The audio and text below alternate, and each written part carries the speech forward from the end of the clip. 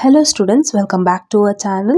So in this video we're going to discuss about the subject civics which you are having in your intermediate CEC. Okay, so whatever the questions I'm giving in this video will be helpful for you to score full marks in your final examinations. Okay students, so meeku timetable అనేది ఇంకా release అవ్వలేదు, but according to some of the faculties your examinations will be starting from February 28th or March 1st.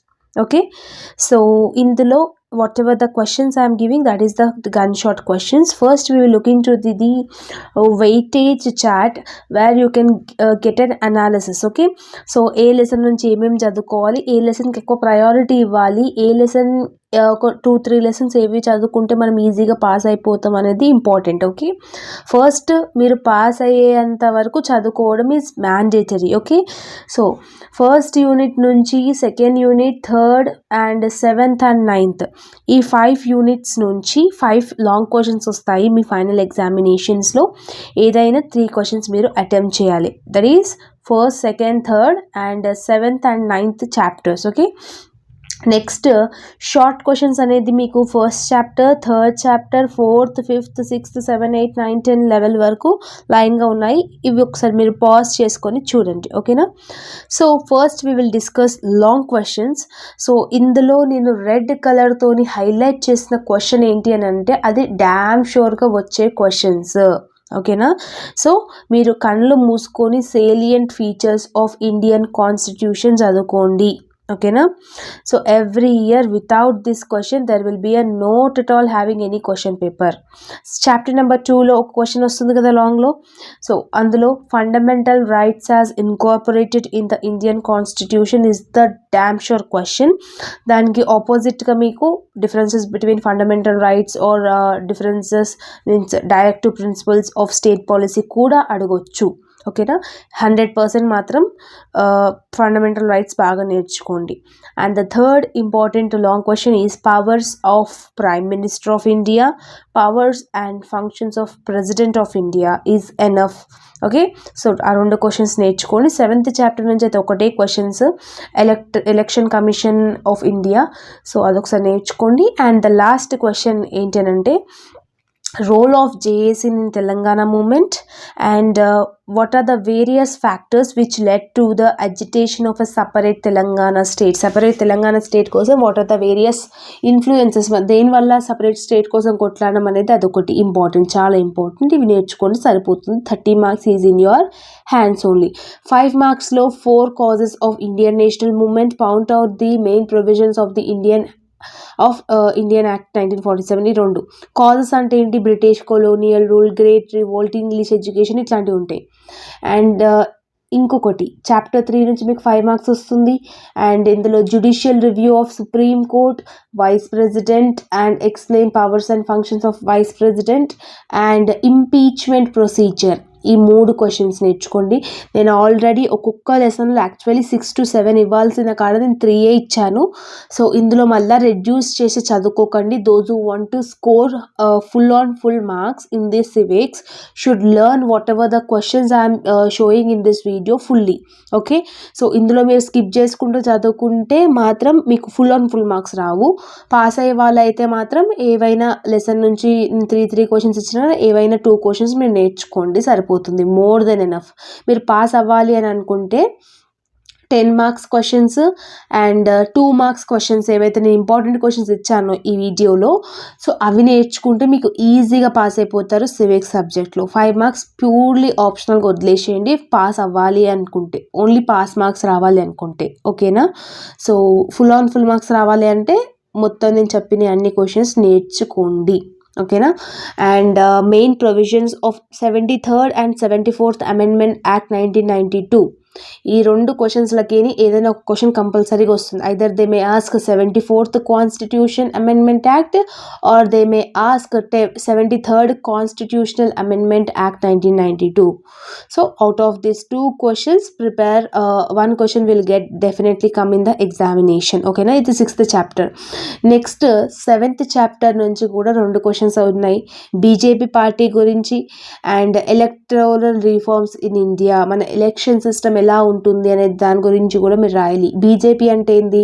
BJP ఒక party గురించి రీసెంట్గా వాళ్ళ మేనిఫెస్టోలో అయోధ్యని construct చేస్తా అని మేనిఫెస్టోలో ఉంది. బట్ ఇప్పుడు 2024లో కన్స్ట్రక్షన్ కూడా అయిపోయి ఇవి కూడా మీరు ఈజీగా మెన్షన్ చేయొచ్చు. ఓకేనా? ఇట్లాంటివన్నీ మెన్షన్ చేస్తే ఏంటంటే అప్ టు డేట్స్ మెన్షన్ చేస్తే వాళ్ళకి కూడా ఒక మంచి ఇంప్రెషన్ అనేది ఉంటుంది.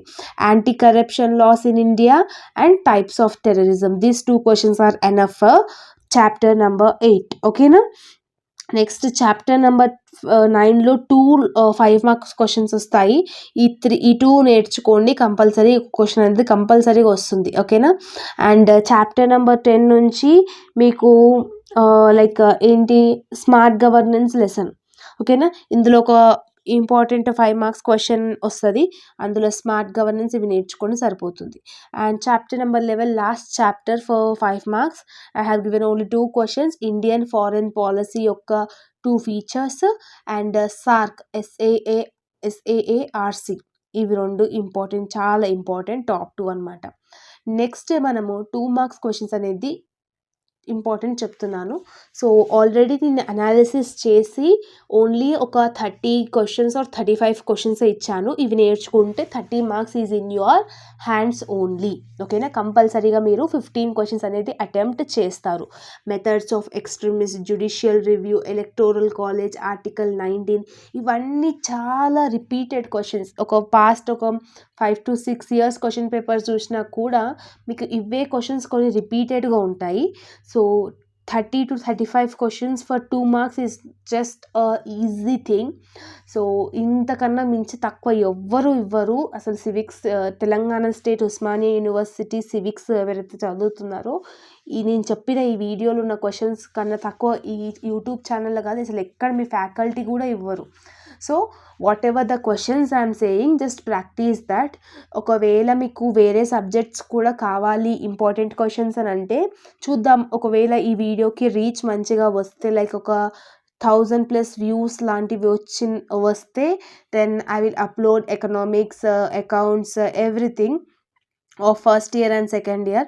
సో మీకు వీలైనంత వరకు షేర్ చేయండి. నేను ఆల్రెడీ యూట్యూబ్లో చాలా సర్చ్ చేశాను వెదర్ వేరే ఛానల్స్ ఏమైనా ఉన్నాయి అసలు చెప్పే వాళ్ళకని అంటే, అసలు లిటరలీ సివిక్స్కి అయితే no channel have questions. Okay, so that's why నేను ఈ వీడియో చేయడం జరిగింది. So Sakala Janula Samme, Mulki rules, million march and sarpanch, gram sabha, gram panchayat ఇవన్నీ చాలా important questions and the repeated questions which they will ask in section C. Okay, so మీరు ఆల్రెడీ సెకండ్ ఇయర్ కాబట్టి so backlogs ఏం పెట్టుకోకుండా ఈజీగా పాస్ అయ్యి మందమన్న రాయండి. ఓకేనా? అగైన్ 1 year వేస్ట్ అయిపోతుంది. డిగ్రీకి కూడా మీరు ఎలిజిబిలిటీ ఉండదు. Without completing the backlogs you can't do your degree.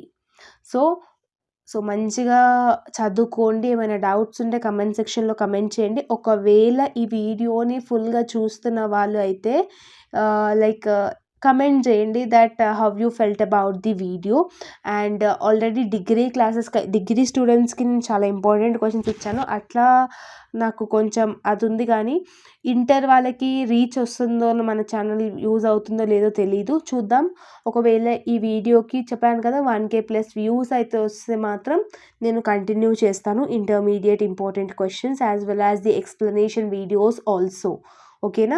So all the very best for your preparation as well as the examination. So paper అనేది ఈజీగా ఉంటుంది అండ్ సివిక్స్ అనేది పాస్ అవ్వడం చాలా కష్టం. థియరీయే కదా రాసేద్దాం కదా అని అనుకుంటారు, కానీ అదంతా పాసిబుల్ కాదు. అండ్ కొన్ని ఇంపార్టెంట్ క్వశ్చన్స్ ఉంటాయి, డ్యామ్ షూర్ క్వశ్చన్స్. వెదర్ అది అన్ని కాలేజెస్ చెప్తారో తెలియదు, కానీ నేనైతే ఈ వీడియోలో చెప్పే ఉన్నాను. ఈ వీడియోలో చెప్పినవి చదువుకుంటే మోర్ దెన్ ఎనఫ్. ఓకేనా?